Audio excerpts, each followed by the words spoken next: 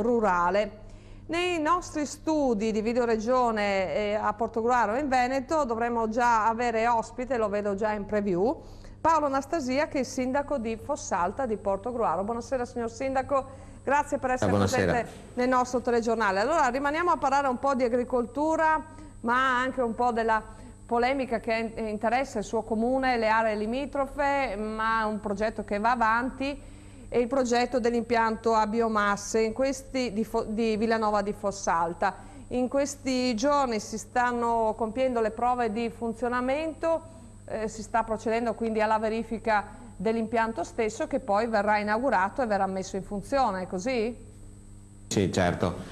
Posso confermare, per quanto sa anche l'amministrazione comunale, Vignago Power ha comunicato alla Regione Veneto l'avvio dell'attività dell'impianto di produzione di energia elettrica da biomasse con i primi di gennaio del 2012. In questi giorni si sta provando l'impianto con alcune accensioni, a quanto ci risulta, e da quello che abbiamo monitorato noi come amministrazione comunale l'impianto comincia ad essere funzionante. C'è qualche preoccupazione da parte della popolazione perché anche ieri si vedeva una nube, però io posso assolutamente confermare che quella nube è in realtà il vapore generato dall'attività di combustione e null'altro, quindi dal punto di vista ambientale le cose sono assolutamente sotto controllo.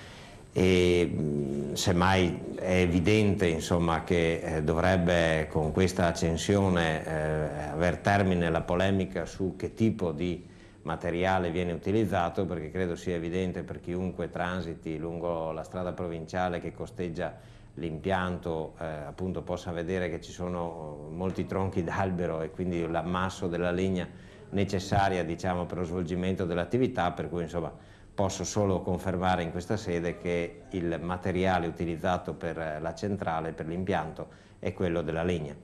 E quindi da questo punto di vista vanno fugati tutti i dubbi che insomma, per un certo periodo di tempo erano stati anche evidenziati sulla possibilità di utilizzare altri materiali come per esempio i rifiuti, che mi sento assolutamente da escludere.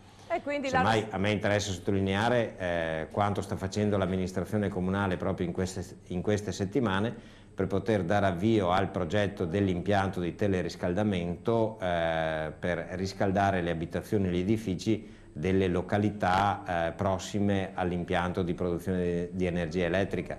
Noi abbiamo presentato lunedì 4 ottobre alla Regione Veneto un progetto e con annessa domanda di finanziamento che la Regione Veneto potrà mettere a disposizione sulla base di finanziamenti europei specifici per gli impianti di teleriscaldamento in Veneto. Noi ci auguriamo di poterne beneficiare. Abbiamo presentato un progetto che prevede una spesa complessiva di 7 milioni di euro e abbiamo richiesto un contributo alla Regione Veneto di 2 miliardi di euro.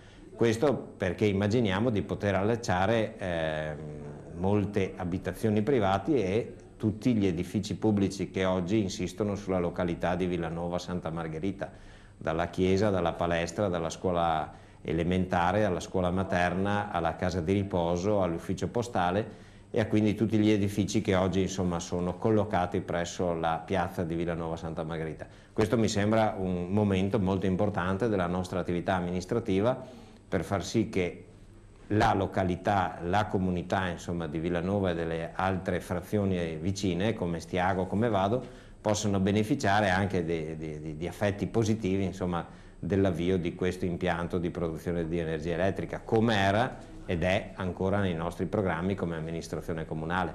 Ecco, appunto, signor Sindaco, quindi lei ha voluto un po' rasserenare e tranquillizzare i suoi concittadini. Tra l'altro poi queste sono direttive che arrivano dall'alto, dall'Unione Europea, che spinge un po' tutti i paesi a puntare sugli impianti a biomassa.